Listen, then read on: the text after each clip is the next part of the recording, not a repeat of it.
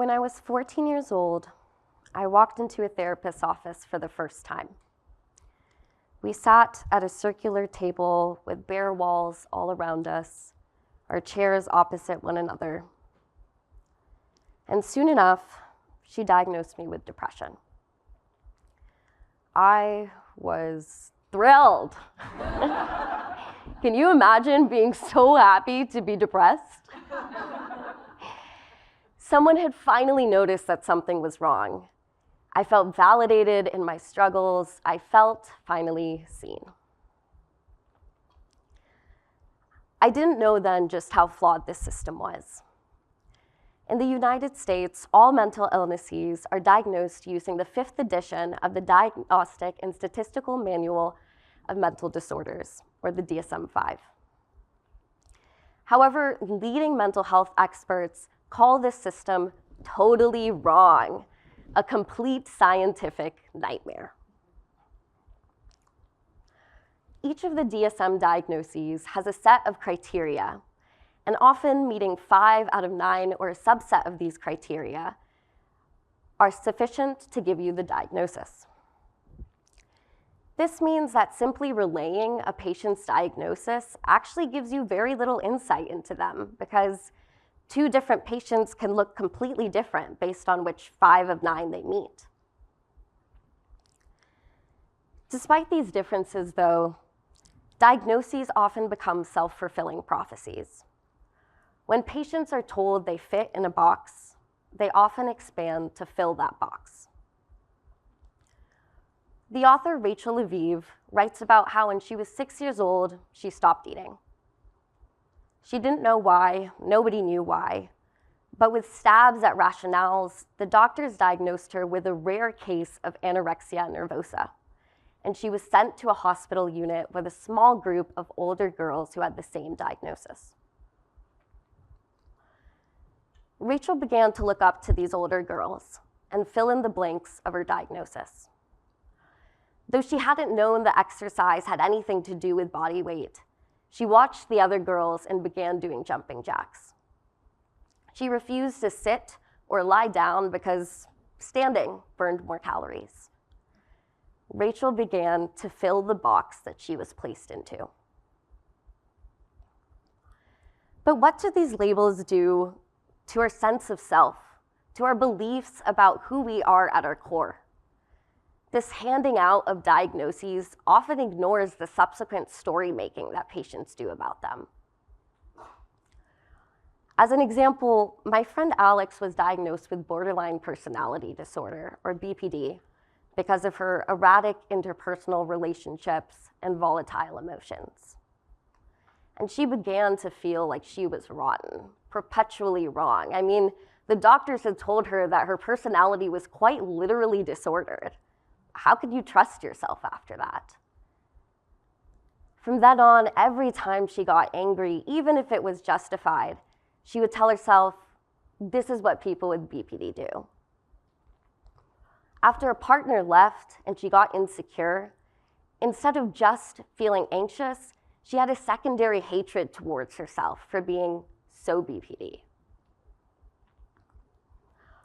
Later, a different doctor diagnosed her instead with complex post-traumatic stress disorder, or C-PTSD, because of her erratic interpersonal relationships and volatile emotions. The same symptoms, same behaviors, but under a different name. And suddenly she was free. She was no longer someone who was wrong or rotten, but simply someone who something bad had happened to and was coping in the best way she knew how. These labels enable stories that bear heavily on our senses of self and alter our lives. And in the end, what are these diagnoses based on? The DSM diagnoses were not created through any scientific method, but rather voted into existence by committees. This means that diagnoses are very much subject to the cultural and societal expectations and power dynamics of the time that they were created in.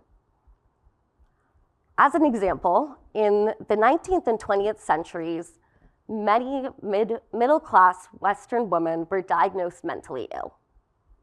Why? Because society said that a woman ought to feel fulfilled by a husband, a house, and children. And if not, they were disordered.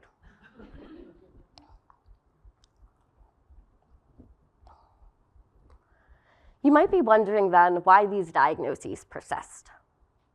Partly because there are benefits to them. For me, my diagnosis of depression served to validate my struggles. It gave me a name for what I was struggling with. That gave me hope that there was treatment for it.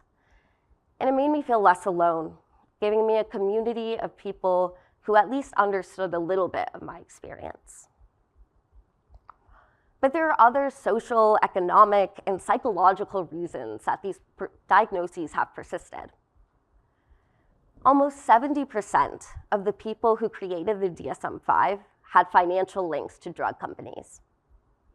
70%. These diagnoses are used by pharmaceutical companies to manufacture and market drugs because it's a lot easier to sell something that treats something with a name. We also cannot ignore the effect of legacy. Diagnostic thinking is embedded into our mental health treatment system, mainly because of insurance companies. Many insurance companies require a diagnostic code in order to reimburse treatment. This leaves a non-medical entity dictating our medical treatment. This embedding can create the impression that this diagnostic thinking is necessary for these systems to function. But it doesn't have to be this way. Alternatives exist. For one, there's case formulations, a framework that clinicians are already trained in. These case formulations go beyond a 1 or 2 word label and instead characterize patients in a narrative format. They discuss how a patient got to be where they are today.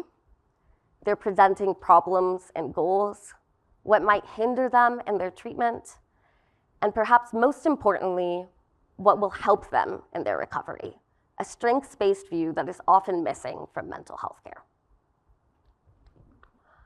Another alternative that has been proposed is the power-threat-meaning framework. This framework proposes that mental illness does not lie within any one individual, but rather is socially cultivated. The power-threat-meaning framework asks, what has happened to you? What sense did you make of it? And what did you have to do to survive? The framework then strings together these answers into a pattern of troubling behaviors that it then bases a treatment plan off of.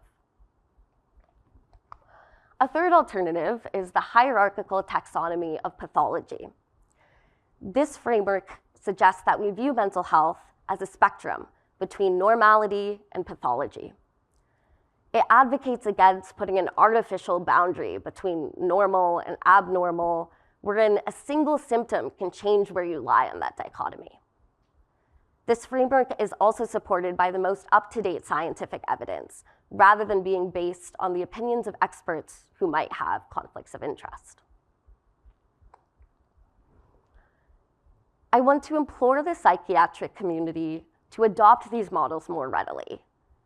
Doing so would make mental health care more humanistic, holistic, and frankly, legitimate. Rachel was more than her diagnosis of anorexia. Alex was more than her diagnosis of BPD or C-PTSD or whatever you want to call it. And I hope that this knowledge spurs you to take any diagnosis that you or a loved one receives with a grain of salt. My name is Vibha, and I would like to not be defined by any word other than that. Thank you.